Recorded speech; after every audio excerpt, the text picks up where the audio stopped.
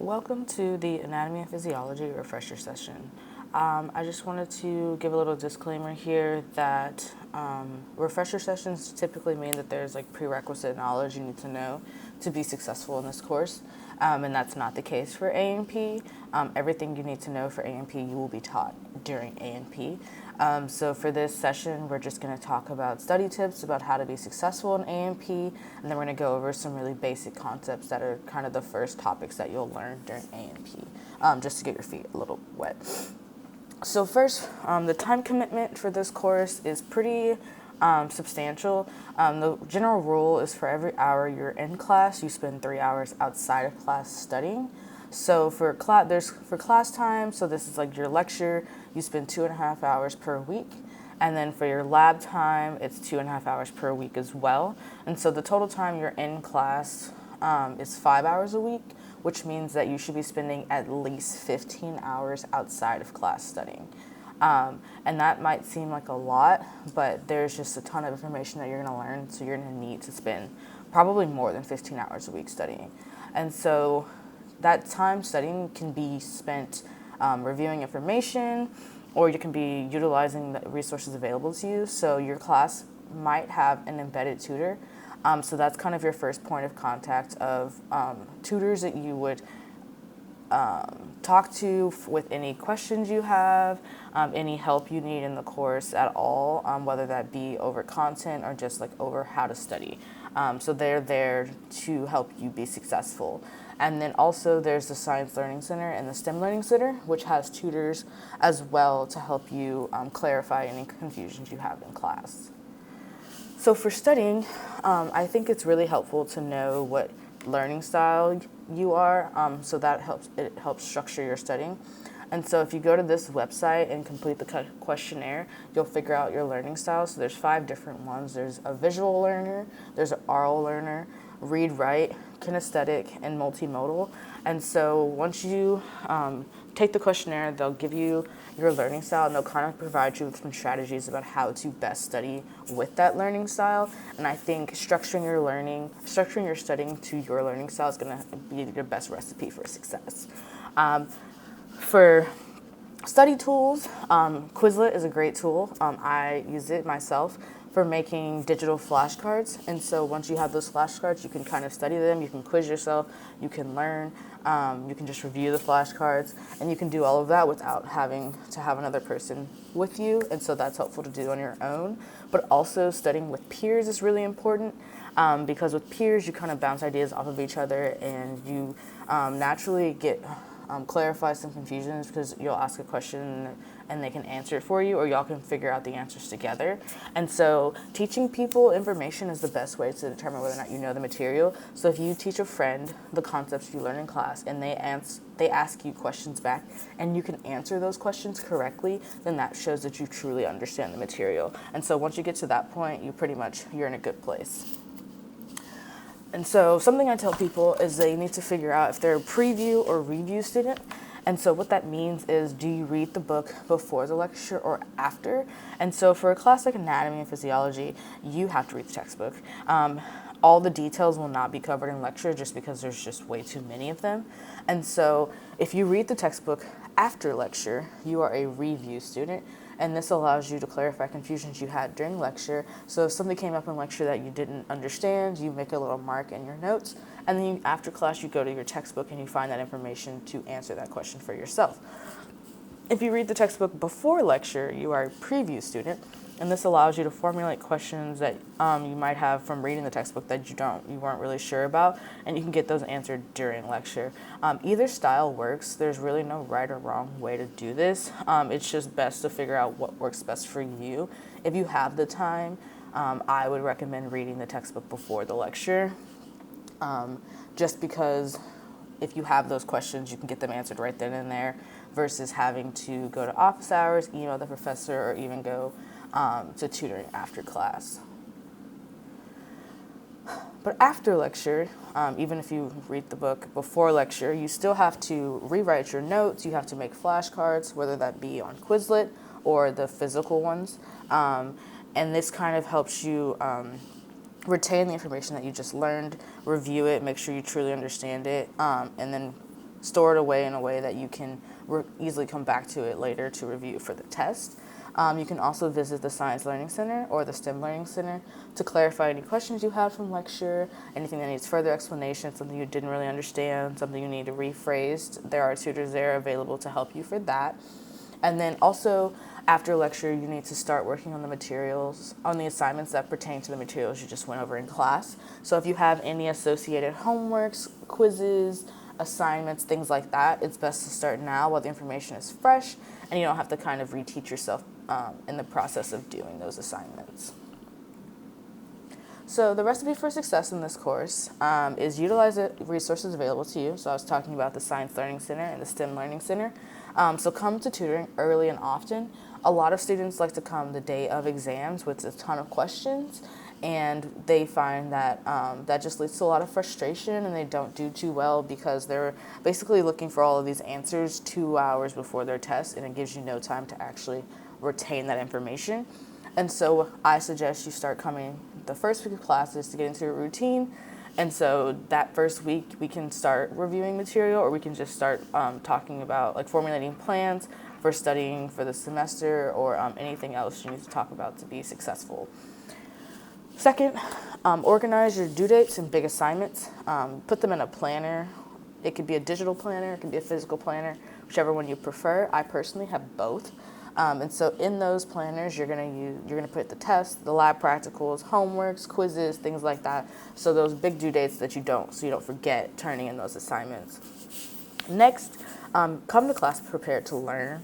Have those notes printed out or downloaded on your computer before you get to class. Don't try to do it while you're in class, because what will happen is you'll download all the notes and then 15 minutes of lecture is passed and you missed that information. And so just come in ready to start taking notes the second the instructor starts talking. And then designate time every day that you look over the material. So this can be right after class.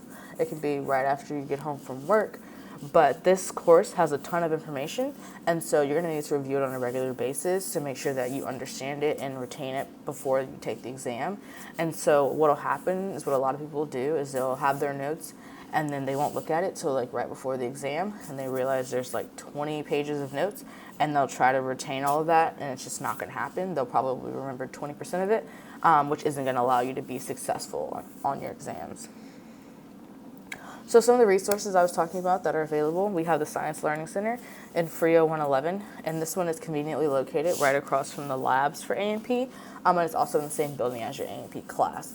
And so there are anatomical models available to prepare for lab practicals. So they're typically the ones that are set out are the ones that are for your current lab practicals, and you kind of can go over and review the different structures, make sure you understand where everything is, things like that. There are also tutors available to help review concepts or clarify any confusions you might have from class. And there's also the STEM Learning Center, which is in Brazos 100.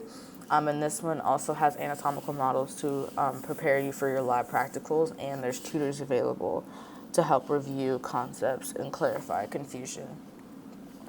So now let's look over some basic A&P concepts. So first, what is anatomy and physiology? Anatomy describes the structures of the body, so what they're made of, where they're located. And so there's gross anatomy and there's microscopic anatomy. Gross anatomy is kind of what you can see with your eyes, and the microscopic anatomy is what you can see with a microscope. Physiology is the study of functions of these anatomical structures. So you'll see these very commonly put together because they're very interrelated. So you have a structure, and you need to know what that structure does. So the first one is the structure is the anatomy part of it, but what the structure does is the physiology part of it.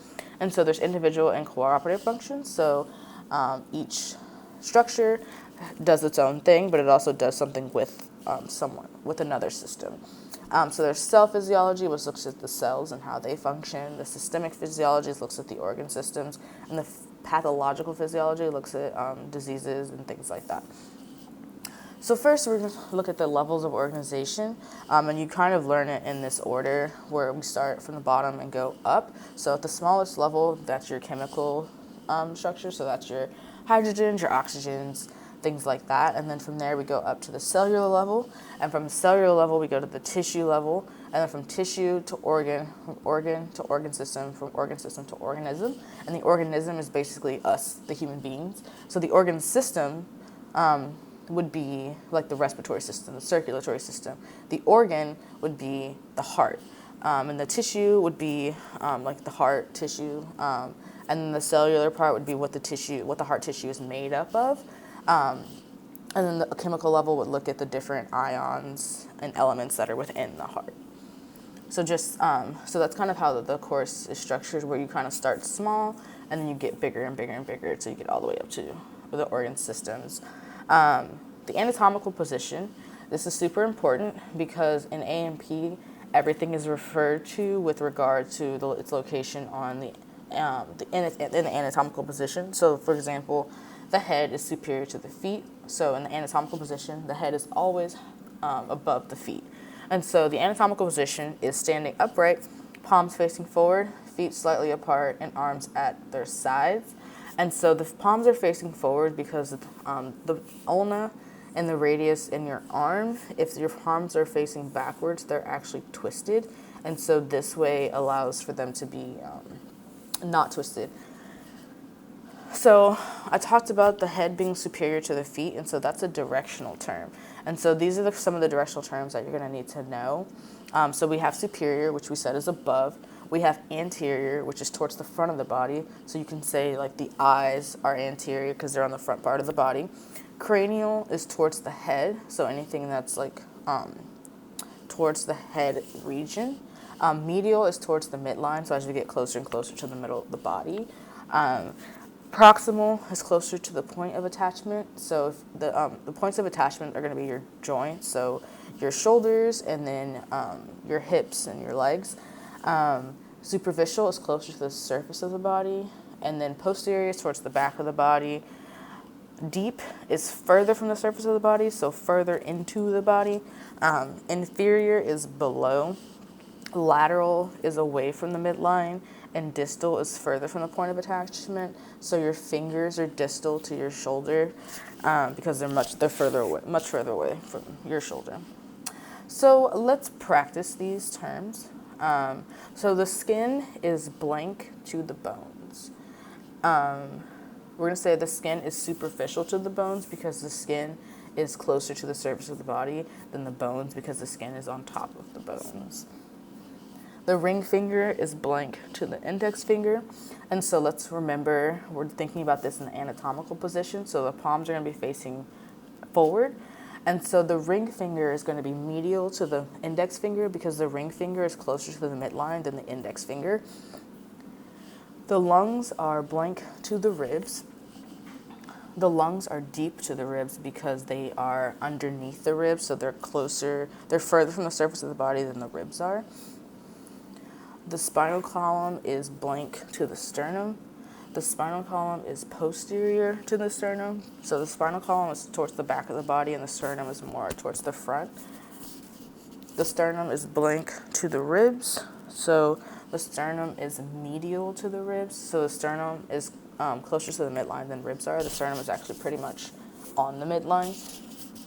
And so now let's talk about body cavities. And so these are kind of just like areas of our body that contain different organs and different things. So the cranial cavity is going to be basically our head, so the skull, the brain, things like that. The thoracic cavity is going to be our lungs, our heart. So basically from your collarbone to the diaphragm, everything between that is the thoracic cavity. The abdominal cavity is from the diaphragm to the pelvis, and that contains a lot of our essential organs. So the liver, the pancreas, the stomach, small intestine, large intestine, things like that. And then the pelvic cavity is going to be where our bladder is, the appendix, things like that. And then the spinal cavity is going to be your spinal column and all of those things connected to the nervous system. So let's practice those. The brain is in the blank cavity. So the brain is in the cranial cavity, as I was talking about. It's in the head with the skull and things like that. The lungs are in the blank cavity. So the lungs are in the thoracic cavity, as I was talking about, everything from The collarbone to the diaphragm is the thoracic cavity. The bladder is in the blank cavity. So the bladder is in the pelvic cavity, as I was talking about, right below the abdominal part. And then the stomach is in the blank cavity. The stomach is in the abdominal cavity. I was talking about that's where all of our essential organs are: the liver, the pancreas, the stomach, the kidneys, things like that. So that is the end of the refresher session. If you have any questions, you can email me at gjohnson112@alamo.edu. You can also stop by the Science Learning Center in Frio 111 or the STEM Learning Center in Brazos 100. So looking forward to seeing y'all this semester, and we are always here to help.